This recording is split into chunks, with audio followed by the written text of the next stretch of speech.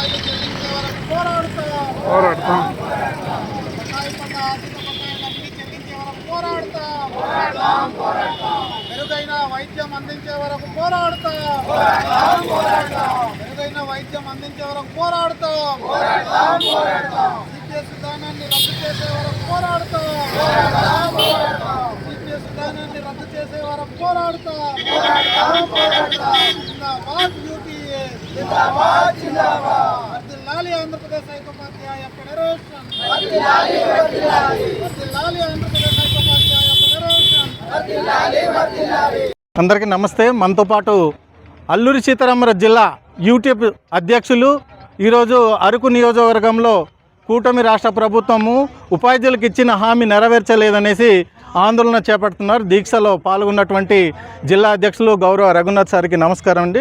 మీ సమస్యలు మా అరకు పబ్లిక్ వాయిస్కి తెలియజేస్తారని మీ వద్దకు రావడం జరిగింది సార్. థ్యాంక్ యూ అండి. అరకు పబ్లిక్ వాయిస్కి నా పేరు కె రఘునాథ్, ఏఎస్ఆర్ జిల్లా అధ్యక్షుడిని నేను.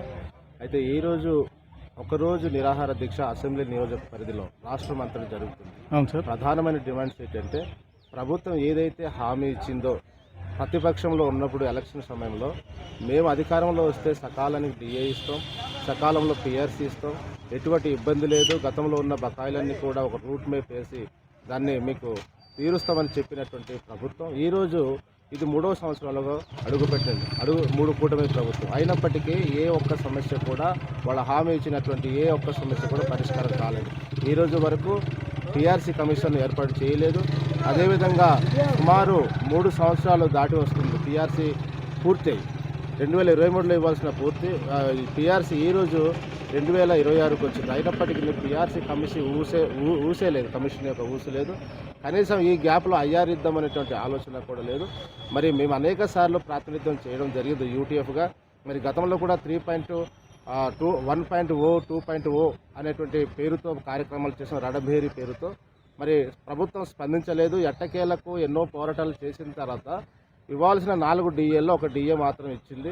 ఒక డిఏ ఇచ్చి ఇప్పటికి 6 నెలలు అయినా మరొక డిఏ ఇంకా 4 డిఏలు బకాయిలు ఉన్నాయి, వాటి ఊసేలేదు. కాబట్టి ప్రభుత్వానికి ప్రాతినిధ్యం చేసిన మేరకు ప్రభుత్వం స్పందించకపోవడంతో, పోరాటాలు స్పందించకపోవడంతో మళ్ళీ రణభేరి 3.0 పేరుతో మరి కార్యక్రమం స్టార్ట్ చేస్తాం. ఇది మొదటి కార్యక్రమం అండి. 3.0లో మొదటి కార్యక్రమంలో భాగంగా అసెంబ్లీ నియోజకవర్గంలో నిరాహార దీక్ష, అదేవిధంగా తదుపరి జిల్లా స్థాయిలో జిల్లా కేంద్రాల్లో 1-2 తారీఖులో ఏప్రిల్లో కార్యక్రమాలు చేస్తాం.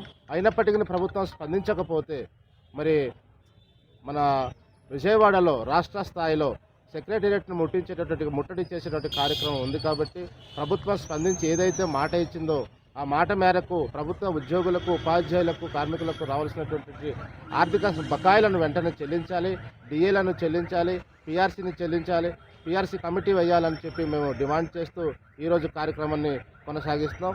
మరి ఒకవేళ ప్రభుత్వం నిర్లక్ష్యం చేస్తే మరింత ఉధృతంగా పోరాటాన్ని ముందుకు తీసుకెళ్తామని చెప్పి తెలియజేస్తున్నాం. ఈరోజు అల్లూరు జిల్లా అధ్యక్షులు కూటమి రాష్ట్ర ప్రభుత్వం ఉపాధ్యాయులకు ఇచ్చిన హామీ నెరవేర్చడంలో విఫలమైంది. ఇప్పటికీ డిఏ బకాయిలు ఉన్నాయి. ఇవి అన్నీ కూడా తక్షణమే విడుదల చేయాలి. లేని ఎలడ వచ్చే నెల ఏప్రిల్ నెలలో విజయవాడలో రణబేరి మరింత పోరాటం ఉధృతం చేసి మా హక్కులు, మా డిఏ, ఐఆర్ వచ్చేటటువంటిది సాధించుకోవడానికి సిద్ధంగా ఐక్య ఉపాధ్యాయ ఫెడరేషన్ ఉన్నామనేసి ఈ సందర్భంగా తెలియజేయడం చాలా ధన్యవాదాలు సార్. కూటమి రాష్ట్ర ప్రభుత్వం తక్షణమే స్పందించాలని అరకు పబ్లిక్ వాయిస్ ద్వారా కూటమి రాష్ట్ర ప్రభుత్వానికి డిమాండ్ చేస్తున్నాం. జిందాబాద్ యూటీఎఫ్, జిందాబాద్, జిందాబాద్ యూటీఎఫ్. చెల్లించాలి ఆర్థిక బకాయిలను, చెల్లించాలి, ఆర్థిక బకాయిలను చెల్లించాలి, నియమించాలి, పిఆర్సీ వెంటనే చెల్లించాలి. ప్రతి ఒక్క జిల్లా అధ్యక్షులకి, ప్రధాన కార్యదర్శికి, అలాగే వివిధ మండలాల నుంచి వచ్చినటువంటి మండల అధ్యక్ష, ప్రధాన కార్యదర్శి అందరికీ కూడాను నమస్కారం తెలియజేసుకుంటున్నాను. అయితే మనకి 2023లో ఇవ్వాల్సినటువంటి ఆర్థిక బకాయిలు, పిఆర్సీ కమిషన్, ఐఆర్, పాత బకాయిలు, సిపిఎస్ రద్దు చేసి ఓపీఎస్ ఇవ్వడం, ఇలాంటివన్నీ కేజీబీవీ, ఎంపీఎస్ ఉపాధ్యాయులకు సంబంధించినటువంటి అనేక సమస్యలు, ఇవన్నీ కూడాను అప్పటి గవర్నమెంట్ ఇవ్వలేదు. రివర్స్ పిఆర్సీ ఇచ్చింది, ఐఆర్ కన్నా తక్కువ ఇచ్చింది. 27% మనకి ఐఆర్ అప్పుడు గవర్నమెంట్ జగన్మోహన్ రెడ్డి ఇచ్చినప్పటికీ తర్వాత పిఆర్సీ వచ్చి 23% ఇచ్చింది.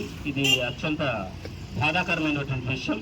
అంటే ప్రభుత్వాలు మారినప్పటికీ ప్రభుత్వాలు మారినాను వాళ్ళ యొక్క గవర్నమెంట్ మీద వాళ్ళ యొక్క విధానం అనేది మాత్రం అదే రీతిగా ఒకే రకంగా ఉంటుందన్న విషయం మనకందరికి అర్థమవుతుంది. అయితే దీని అంతటికీ ఎక్కువగా నష్టపోయేది మాత్రం గవర్నమెంట్ ఉపాధ్యాయులు, అలాగే గవర్నమెంట్ ఉద్యోగస్తులు. 9 డిపార్ట్మెంట్స్ ఇంచుమించు ఉన్నాయండి. ఇటువంటి గవర్నమెంట్ సెక్టార్లో ఉండేటటువంటి ఎంప్లాయీస్ మాత్రమే నష్టపోతున్నారు. ఆర్థికంగా ఏదైనా ఒక కరోనాను అతను కరోనా షాక్ చుట్టి అనేకమైనటువంటి మనకి రావాల్సినటువంటి ఆ ఆర్థిక వనరుల్ని కప్పిపెట్టి మనకి కొన్ని దఫాలుగా వచ్చినటువంటి రావాల్సినటువంటివన్నీ కూడా రద్దు చేసి మాఫీ చేసినటువంటి గవర్నమెంట్ వైఎస్ఆర్సీపీ గవర్నమెంట్. ప్రజెంట్ ఉన్న గవర్నమెంట్ అంటే వాళ్ళని అనుసరిస్తూనే వస్తున్నారు. కానీ ఒకప్పుడు చంద్రబాబు నాయుడు గారు, రాజశేఖర రెడ్డి గారు ఉండేటప్పుడు 10 సంవత్సరాలు ప్రతిపక్షంలో ఉన్నారు. వాళ్ళు ప్రతిపక్షంలో ఉండడానికి కారణం ఏంటి? ఇప్పుడు ఉద్యోగస్తుల మీద అనేకమైనటువంటి తిరుగుబాట్లు ఉండడం వల్ల ఉద్యోగస్తులకి ప్రతి ఒక్క పనిలో కూడా ఉద్యోగస్తులకి వెళ్ళి చెత్త ఊడవడం ఇలాంటివన్నీ కూడాను చేయించేవారు. ఇటువంటి పరిస్థితి ఉండేటప్పుడు అతను ఉద్యోగస్తులకు ఫేవర్గా లేకపోవడం వల్ల 10 సంవత్సరాలు ప్రతిపక్షంలో ఉన్నారు. ఇక నుంచి నేను అలా ఉండను, నేను మారిన మనిషిని, ఉపాధ్యాయులకి ఉద్యోగస్తులకి నేను మేలు చేస్తాను, నాకు తెలిసొచ్చింది అని చెప్పినటువంటి సుదీర్ఘ 15 సంవత్సరాలు సీఎంగా ఉన్నటువంటి మన నారా చంద్రబాబు నాయుడు గారు ఈరోజు వచ్చిన వెంటనే నేను పిఆర్సీ కమిషన్ని వేసి మీకు ఎలాగైతే మీరందరూ సంతోషంగా ఉండాలో, ఎంప్లాయీస్ ఏ డిపార్ట్మెంట్ అయినాను ఎంప్లాయీస్ అందరూ కూడా సంతోషంగా ఉన్నప్పుడే గవర్నమెంట్ రాష్ట్రం కూడా సంతోషంగా ఉంటుంది, రాష్ట్రం అభివృద్ధి చెందుతుందని చెప్పారు. ఎక్కడండి, ఎక్కడ సంతోషం? మీరు ప్రభుత్వంలోకి వచ్చిన తర్వాత 2 సంవత్సరాలు అయింది. 2 సంవత్సరాలు అయినప్పటికీ కూడాను మీరు స్పందించట్లేదు. ఏమైనా అంటే మీరు ఏమంటున్నారు, మేము నాకు పిఆర్సీ విషయం నాకు వదిలిపెట్టండి, మీకు వదిలిపెట్టండి అంటే అర్థం ఏంటో మాకు అర్థం కావట్లేదు. ఇప్పుడు కూడా అంటే పిఆర్సీ మొత్తం కూడా రద్దు చేస్తున్నారా? వదిలిపెట్టండి అంటే మేము వదిలిపెట్టేమని కోరుకుంటున్నారా? మాకు అర్థం కాని పరిస్థితి. ఇక్కడ ఉన్నటువంటి ఉపాధ్యాయులు అనేక మంది కూడా బాధపడేదంటే ఏంటంటే అనేక రకాలుగా మేమందరూ కూడాను ఉద్యమాలు చేస్తున్నప్పటికీ మీలో నిమ్మకు నీరెత్తినట్లు కూర్చున్నారు. ఎందుకు అంటే పట్టింపు లేదా?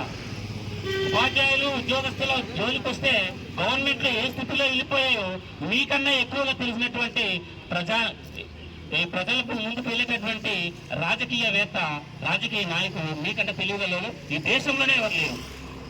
దేశంలో 3వ వ్యక్తిగా చెప్పుకుంటుంటారు మిమ్మల్ని.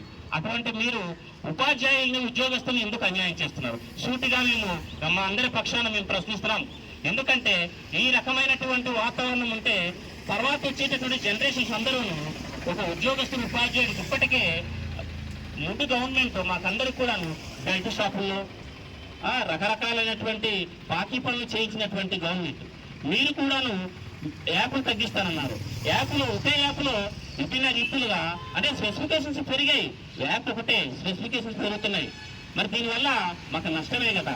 యాప్లనే కాదు ప్రతి విషయంలో కూడాను మాకు మానసిక ఒత్తిడి ఉంది. కాబట్టి మేము అరకు వ్యాలీ నియోజకవర్గ పరిధిలో ఉన్నటువంటి టీచర్స్ అందరూ కూడా ఒకటే కోరుకుంటున్నామండి, మీరు మేము ఇవ్వమని మేము అడగలేదు. 151 సీట్లతో వైఎస్ఆర్సీపీ గవర్నమెంట్ స్థాపించిందని మీరేమనుకున్నారో మాకైతే తెలియదు, మాకు అనవసరం. కానీ మీకందరూ కూడాను హామీ ఇస్తున్నాను, మీరే హామీ ఇచ్చి డిప్యూటీ సీఎం గారు కూడాను మా నాన్నగారు హెడ్ కానిస్టేబుల్ అతని జీతం ద్వారా మేము అందరం పెరిగిన వాళ్ళు. మేము ఎలా ఇంట్లో ఉద్యోగస్తులు యొక్క జీతంతో ఎలా బ్రతుకుతామో, ఎలా నెట్టుకొస్తామో ప్రతిదీ కూడాను మేము ఒక టైం టేబుల్ వేసుకొని ముందుకు వెళ్ళేటటువంటి పరిస్థితి ఉండేది అనేటటువంటిది చెప్పేవారు. అయితే మేమేమంటున్నామంటే డిప్యూటీ సీఎం గారు కూడాను వెంటనే స్పందించి చెప్పారు. కానీ ఈరోజు డిప్యూటీ సీఎం గారు కూడాను ఏమీ మాట్లాడట్లేదు. అనేక ప్రాంతాలలో, గిరిజన ప్రాంతాల్లో మీరు రహదారులు వేస్తున్నారు, మారుమూల గ్రామాల్లో. అంటే ఏదో పేరు పెట్టి వేయిస్తున్నారు. అడవి తల్లి బాట, అడవి తల్లి బాటని గ్రామాలకు వేయిస్తున్నారు. నేను అప్రిషియేట్ చేస్తున్నాను. అనేకమైనటువంటి పేదలకి అలాగే నిరుద్యోగులకి అందరికి కూడాను మీరన్నీ ఇస్తున్నారు, సంక్షేమ పథకాలన్నీ ఇస్తున్నారు. మేము అప్రిషియేట్ చేస్తున్నాం. ఏమండి అందరికి ఇచ్చినప్పుడు మేము గుర్తులేదా? మేము మనుషులు కాదా? మమ్మల్ని కూడా గుర్తు పెట్టుకోండి.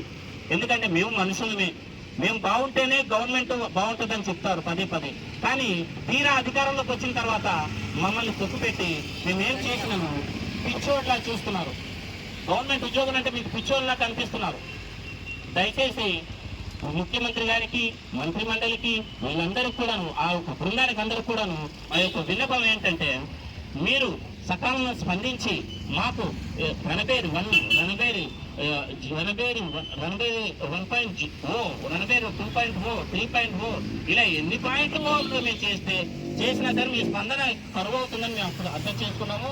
కావున రానున్నటువంటి పోరాటాల్లో విజయవాడలో ఆ రోజు మేమందరం కూడా వెళ్ళి ఎన్ని రకరకాలైనటువంటి యాక్టివిటీ వెళ్ళి చేసామో అంతకంటే విభత్సమైనటువంటి పోరాటం అనేది రాబోతుంది.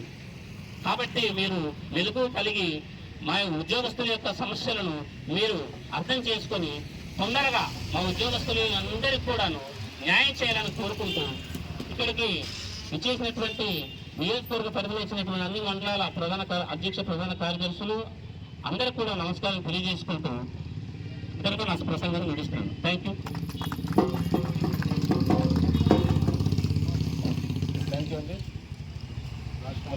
Welcome to Araku public voice.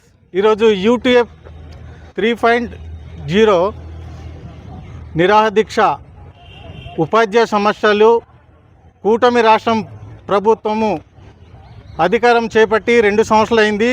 ఉపాధ్యాయ కార్మిక వర్గాల సమస్యలు పట్టించుకోవట్లేదని అరకు నియోజకవర్గం తహసీల్దార్ కార్యాలయం వద్ద నిరాహార కార్యక్రమం చేపట్టడం జరుగుతుంది.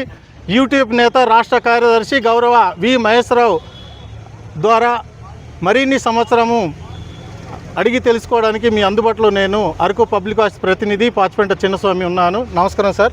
నమస్తే. ఈరోజు మీ సమస్యలు దేని మీద మీరు ఈ నిరాదీక్ష చేపడుతున్నారు? ప్రభుత్వం మీకు ఇచ్చిన హామీలు ఎంతవరకు నెరవేర్చింది, ఏమిటి సార్ తెలియజేయండి. ఎన్నికల సందర్భంలో గౌరవనీయులు నారా చంద్రబాబు నాయుడు గారు మనకు ఉద్యోగ ఉపాధ్యాయ పెన్షనర్స్కి అనేక హామీలు ఇవ్వడం జరిగింది. సకాలంలో పిఆర్సీ కమిషన్ వేస్తానని చెప్పి, అలాగే ఐఆర్ ఇస్తానని చెప్పి, డిఏ బకాయిలు ఎటువంటి బకాయిలు లేకుండా చెల్లిస్తామని చెప్పి హామీ ఇచ్చారు. అలాగే ఉద్యోగ ఉపాధ్యాయ కార్మిక పెన్షనర్స్ యొక్క ఆరోగ్య పరిస్థితిని కూడా చూస్తున్నాను. నేను మంచి హాస్పిటల్లో చక్కగా మీ కార్డు చూపించగానే వైద్యం అయ్యేలాగా నేను చూసుకుంటానని చెప్పి ఆ రోజు హామీ ఇవ్వడం జరిగింది.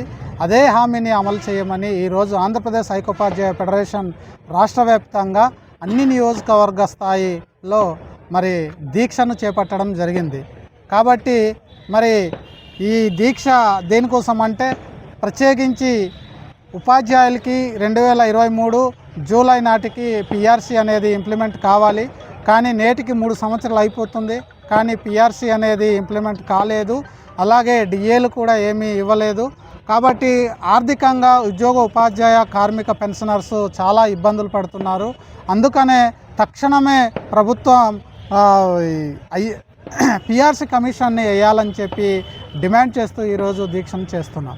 ఈరోజు యూటీఎఫ్ నాయకులు పిఆర్సీ కమిషన్ వేయాలని, అలాగే రిటైర్మెంట్ అయిన ఉపాధ్యాయులు కూడా రావాల్సిన బకాయిలు చెల్లించాలని, డిఏ చెల్లించాలని రాష్ట్ర వ్యాప్తంగా అన్ని నియోజక కేంద్రాల్లో యూటీఎఫ్ 3.0 ద్వారా రాష్ట్ర కూటమి ప్రభుత్వానికి ఈరోజు ఆందోళన చేపట్టడం జరుగుతుంది. ఇప్పటికైనా కూటమి రాష్ట్ర ప్రభుత్వం కళ్ళు తెరిచి ఉపాధ్యాయ సమస్యలు తక్షణమే పరిష్కరించాలని ఉపాధ్యాయ వర్గాలు, ఉపాధ్యాయ నేతలు, కార్మిక సంఘాలు వివిధ రూపాల్లో ఉద్యమాలు చేపట్టడం జరుగుతుంది. నమస్కారం అందరికీ, ధన్యవాదాలు.